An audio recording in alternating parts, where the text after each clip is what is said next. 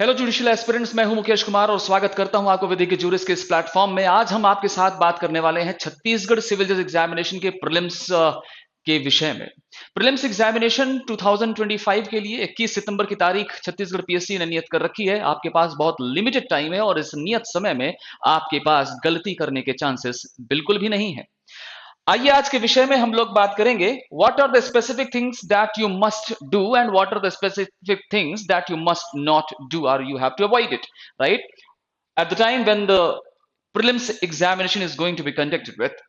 तो आप अपनी प्रारंभिक परीक्षा की इस एग्जामिनेशन के अंतर्गत किन पर्टिकुलर चीजों पर विशेषतः ध्यान दें और किन चीजों को आप अवॉइड करें, इसको लेकर के हम आपके समक्ष ये सेशन लेकर के आए।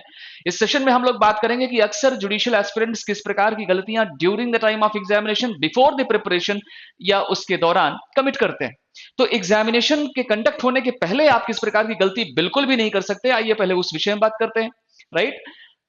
Skipping bare acts, using too many resources, neglecting local laws and current affairs, not revising regularly, skipping mock test and previous year papers analysis। तो आप ये बात समझिए कि एक जुडिशियल एस्पिरेंट होने के नाते आपको ये बात पता होनी चाहिए कि आपका मेजरली फोकस बेयर एक्ट में हो, क्योंकि ज्यादातर क्वेश्चन बेयर एक्ट से ही फॉर्म होने वाले हैं। यहां तक कि कॉन्सेप्चुअल क्वेश्चन भी जो फॉर्म होंगे वो कहीं ना कहीं आपको बेयर एक्ट के अंदर या उसके दिए हुए प्रोविजंस में से ही पूछे जा सकते हैं। कुछ हद तक कमेंट्री बुक की सहायता निश्चित तौर पर ली जानी चाहिए, विशेषतः मेजर सब्जेक्ट्स के लिए। वहीं दूसरी ओर अगर हम अन्य रिसोर्सेस की बात करें तो कई बार जुडिशियल एस्पिरेंट्स कंफ्यूज रहते हैं कि एक ही पर्टिकुलर विषय को लेकर के वो नंबर ऑफ रिसोर्सेस को प्रयोग में लाते हैं। अगर वो आईपीसी या बीएनएस देख रहे हैं या बीएसए देख रहे हैं तो उस पर्टिकुलर सब्जेक्ट को वो बेयर एक्ट के साथ साथ कुछ नंबर ऑफ कमेंट्रीज लेकर के बैठ जाते हैं, नंबर ऑफ रिसोर्सेज लेकर बैठ जाते हैं, नंबर ऑफ इंस्टीट्यूशंस के नोट्स लेकर बैठ जाते हैं। लेकिन आपके पास क्या इतना वक्त होगा कि आप उन सब चीजों को एक बार खंगाल कर देख सकें, समझ सकें, पढ़ सकें? जब आपके पास लिमिटेड टाइम है तो आपके पास रिसोर्सेज भी बहुत लिमिटेड होने चाहिए, ताकि आप उस लिमिटेड रिसोर्स में अपना 100% इन्वेस्ट कर सकें और ज्यादा से ज्यादा चीजें एक लॉन्ग पीरियड ऑफ टाइम के लिए रिटेन करके रख सकें। वहीं दूसरी ओर अगर हम बात करें लोकल लॉज और करंट अफेयर्स के विषय में, तो local laws definitely Chhattisgarh civil examination के अंतर्गत एक मेजर रोल प्ले करता है, ये आप सबको पता है। चाहे वो छत्तीसगढ़ एक्साइज एक्ट हो, चाहे वो छत्तीसगढ़ एलआरसी हो, चाहे वो छत्तीसगढ़ रेंट कंट्रोल लेजिस्लेशन हो, तो इन सभी प्रकार के सब्जेक्ट्स के रिगार्डिंग, विशेषतः लोकल लॉज के रिगार्डिंग आपको मल्टीपल रिवीजन करने चाहिए। कैसे मल्टीपल रिवीजन? आप उन पर्टिकुलर सब्जेक्ट्स को पहले तो केवल बेयर एक्ट पर फोकस करिए, बेयर एक्ट के एक एक प्रोविजन को ध्यान से पढ़िए, उसके अंतर्गत डेज, ड्यूरेशंस या इंपॉर्टेंट कीवर्ड्स और जो की टर्म्स हैं या इंपॉर्टेंट टर्मिनोलॉजीज हैं उनको आप हाईलाइट करके रखिए और उसका वन लाइनर जरूर प्रिपेयर करिए। प्रीवियस ईयर क्वेश्चन पेपर की सहायता ली जा सकती है, किस प्रकार के क्वेश्चंस प्रीवियसली पूछे जा चुके हैं, लेकिन अब जिस तरीके से क्वेश्चन पूछने का ट्रेंड बदल रहा है तो आपको थोड़ा सा इंडेक्स पेज को विशेषता फोकस करना चाहिए जब आप छत्तीसगढ़ जैसे स्टेट के प्रिपरेशन में जा रहे हैं, राइट। वहीं अगली ओर हम अगर देखें तो यहां पर हमें यह भी देखने को मिलता है कि कई बार स्टूडेंट्स लगातार पढ़ते ही रहते हैं, पढ़ने के जोन में ही बने रहते हैं, वो बस सिलेबस को कवर करने की पोजीशन में आ जाते हैं, लेकिन वो उसे रिवीजन करने के आधार को कहीं पीछे छोड़ आते हैं। क्योंकि अगर आप रिवाइज नहीं करोगे बच्चे, तो आप कितना भी आगे सिलेबस कंप्लीट कर लो वो इनकम्प्लीट ही रहने वाला है। और उस पर्टिकुलर पार्ट ऑफ सिलेबस से अगर आपसे क्वेश्चन पूछ लिया गया तो यकीन मानिए आपको कंफ्यूजन की स्थिति निर्मित हो जाएगी कि आप उसका आंसर कर भी पा रहे हैं या नहीं।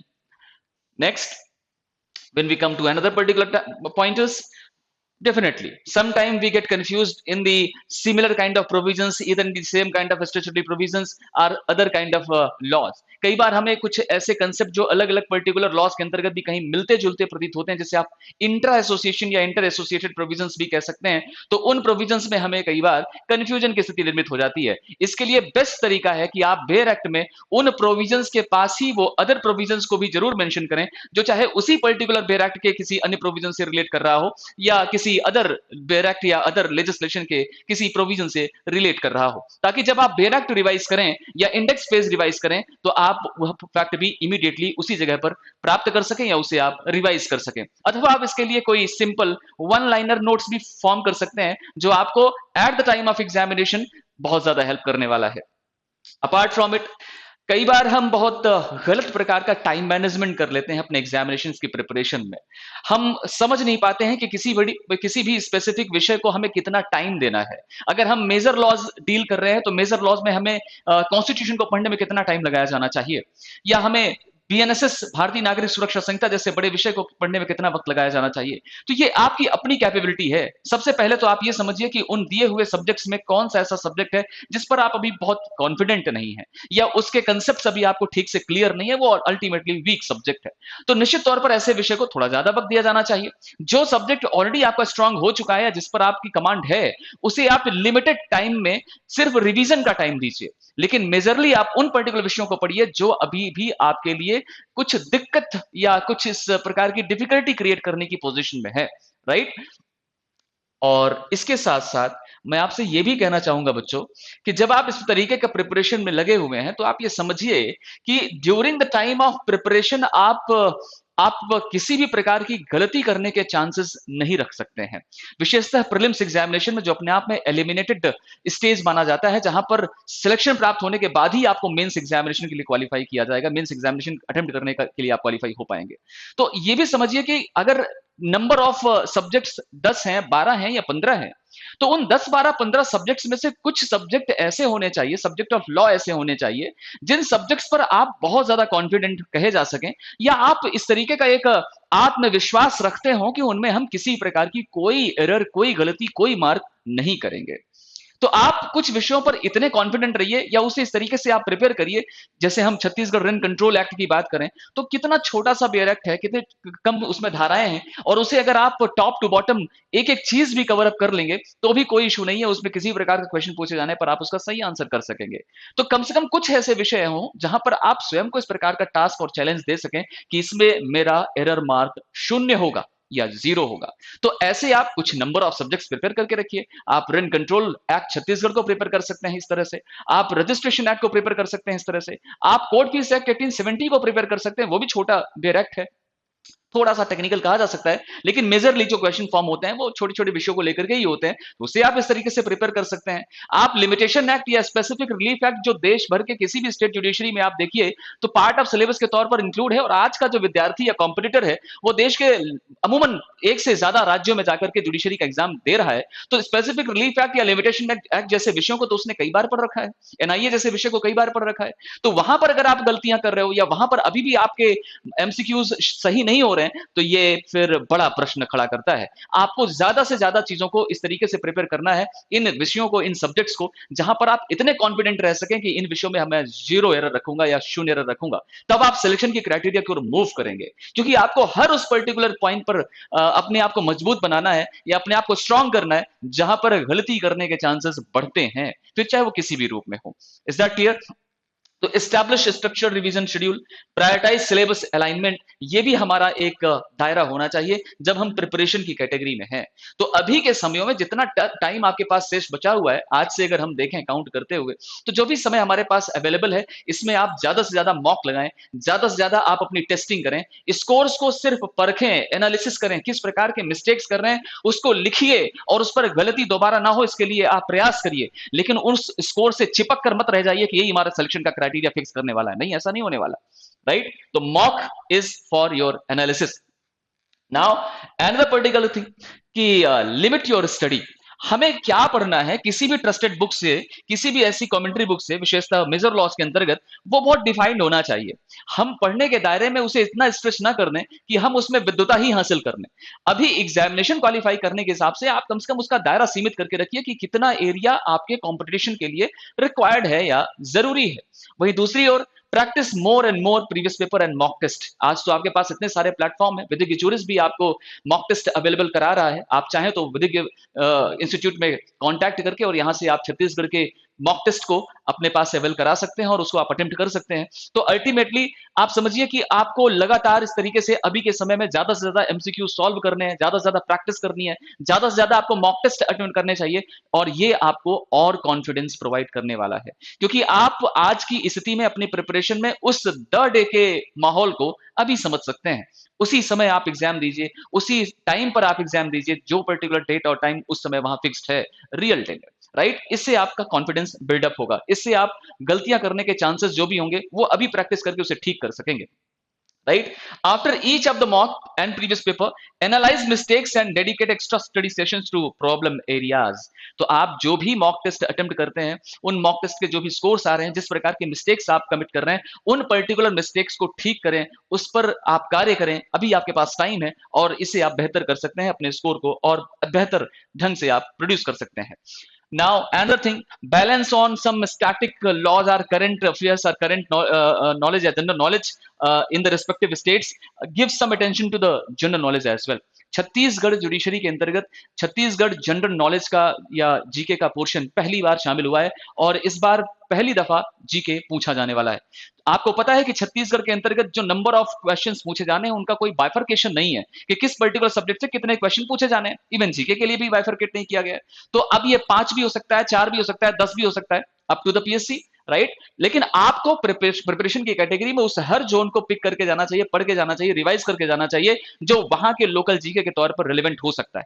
तो प्राइमा फेसी छत्तीसगढ़ के बेसिक चीजों के बारे में जानिए, उसके जियोग्राफिकल एरिया के बारे में जानिए, उसके एस्टेब्लिशमेंट के बारे में जानिए, जितने भी फर्स्ट काइंड ऑफ अथॉरिटीज रहे हैं उनके विषय में जानिए, राइट? जो भी वहां पर फेमस पर्सनैलिटीज हैं जिनको highest kind of civilian awards मिले हों, उनके विषय में जानिए। तो ये सारी चीजें, अच्छा, इसमें आपको बेहतर एक अप्रोच अगर समझना हो, तो चूंकि छत्तीसगढ़ पीएससी में एडीपीओ एग्जामिनेशंस और छत्तीसगढ़ पीएससी में पीएससी का एग्जामिनेशन पीएससी ही कंडक्ट करा रही है, और पीएससी ही आपका सिविल जज एग्जाम कंडक्ट करा रही है, तो निश्चित तौर पर आप प्रीवियसली एडीपीओ में अथवा वहां की पीएससी के एग्जामिनेशन में जो जीके के क्वेश्चन पूछे गए हैं, उनकी सहायता ले सकते हैं। वहां से आपको थोड़ा सा एक आइडिया मिल जाएगा what kind of questions they have asked in the earlier times in the PSC examination और एडीपीओ एग्जामिनेशन। कुछ उससे मिलता जुलता या कुछ वैसा ही आपसे भी क्वेश्चन पूछा जा सकता है। तो छत्तीसगढ़ को थोड़ा गहराई से पढ़ करके जाइए, गहराई से जान के जाइए, क्योंकि अगर उसमें 10 क्वेश्चन या 5 क्वेश्चन भी हैं, तो वो कट ऑफ को प्रभावित करने के लिए सफिशिएंट हैं, और आप इस तरीके का कोई चांस नहीं ले सकते कि आप वहां पर गेस मार्क करके आए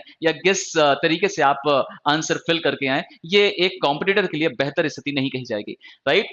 तो जीके पोर्शन को आप निश्चित तौर पर अभी तक समय दिए ही होंगे। अभी भी आपके पास एक लिमिटेड टाइम शेष है। अभी भी आप जीके को रिवाइज करते रहिए, पढ़ते रहिए, और एमसीक्यूज ज्यादा से ज्यादा सॉल्व करते रहिए, राइट? और ओवरऑल आप उसमें टॉपिक डिसाइड करके रखिए कि छत्तीसगढ़ के अंतर्गत कौन कौन से स्पेसिफिक टॉपिक हैं जिसको हमें डेफिनेटली कवर कर लेना चाहिए। फिर चाहे वो छत्तीसगढ़ का अपना फंडामेंटल कोई पार्ट हो, या जियोग्राफिकल पार्ट हो, रिवर्स हो, फोर्ट्स हो, हिस्ट्री हो, या अदरवाइज ऐसे कुछ टॉपिक्स आप डिवाइड करके उन पर गहराई के साथ पढ़ करके जाइए। ये आपको बहुत हेल्प करेगा। यहां पर भी मैं आपसे रिक्वेस्ट करूंगा कि आप छत्तीसगढ़ जीके के लिए कोई एक अच्छी बुक प्रेफर करिए।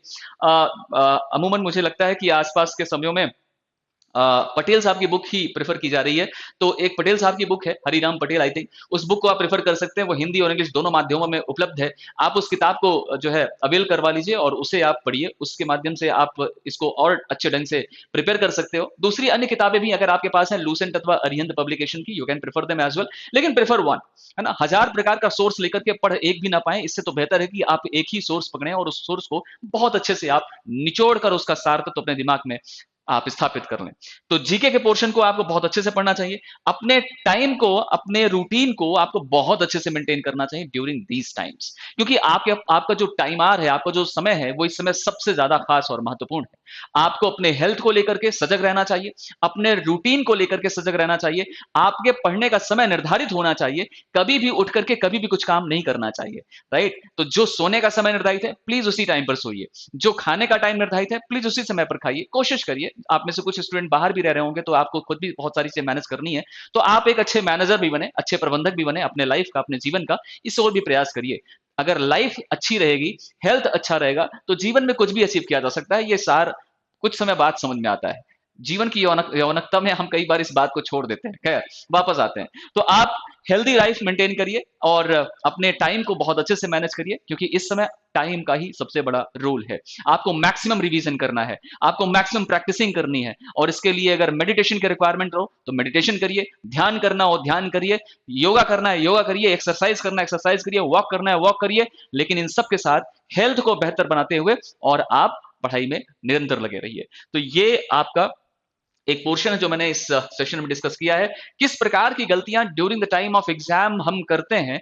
उन गलतियों को अगर आज आप मॉक टेस्ट अटेम्प्ट करके और सही तरीके से उसे फिक्स कर लेते हैं तो आपको वहां पर काफी हद तक हेल्प मिलेगी।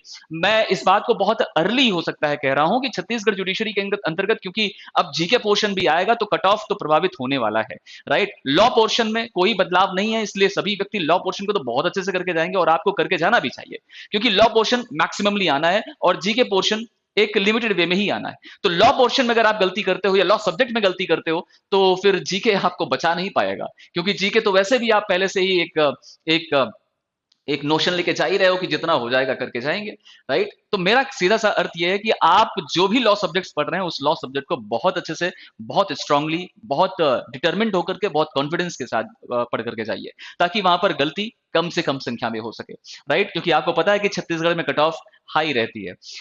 तो कॉन्सेप्चुअल एरर्स हमें नहीं करने हैं, मतलब जो भी टॉपिक आपने पढ़ा हो मेजर लॉज में या कहीं और, उन टॉपिक्स पर आपको बहुत अच्छे से ज्ञान हो, प्रोविजन का भी, इसेंशियल्स का भी, इलस्ट्रेशन का भी, और उनसे जुड़ी हुई दूसरी अन्य प्रोविजंस या एसोसिएटेड प्रोविजंस का भी जो उससे कहीं रिलेट करती हो, अथवा सुप्रीम कोर्ट के अपने लीडिंग लैंडमार्क या इंपॉर्टेंट डिसीजंस का भी, तभी आप कहे जाएंगे उस विषय पर कि आपको कॉम्प्रिहेंसिवली ये टॉपिक आता है, राइट।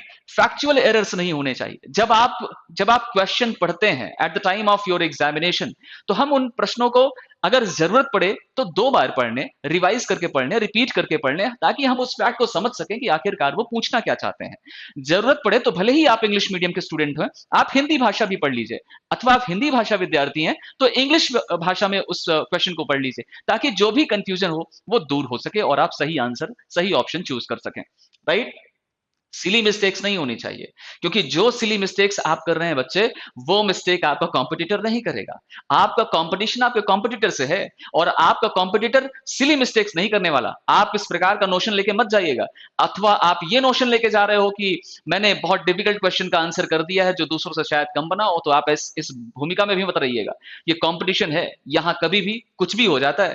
तो अल्टीमेटली याद रखें कि आप सिली मिस्टेक्स ना करें, क्वेश्चंस को मिसरीड ना करें, केयरलेस के साथ मार्क ना करें, क्योंकि आपको बबल्स भरने, ऑफलाइन एग्जाम में ओएमआर शीट में आपको बबल्स भरने, तो आप यहां पर केयरलेस मार्किंग ना करें, राइट। और जो भी आप फैक्टर वहां पढ़ रहे हैं, जैसे वहां पर नॉट लिखा हो, नेवर लिखा हो, अदरवाइज लिखा हो, करेक्ट लिखा हो, इनकरेक्ट लिखा हो, वनली लिखा हो, मस्ट लिखा हो, ऐसे कोई टर्म वहां पर यूज है तो बच्चे थोड़ा सा अपनी आंखों और कानों को सजगता के साथ खोल लो।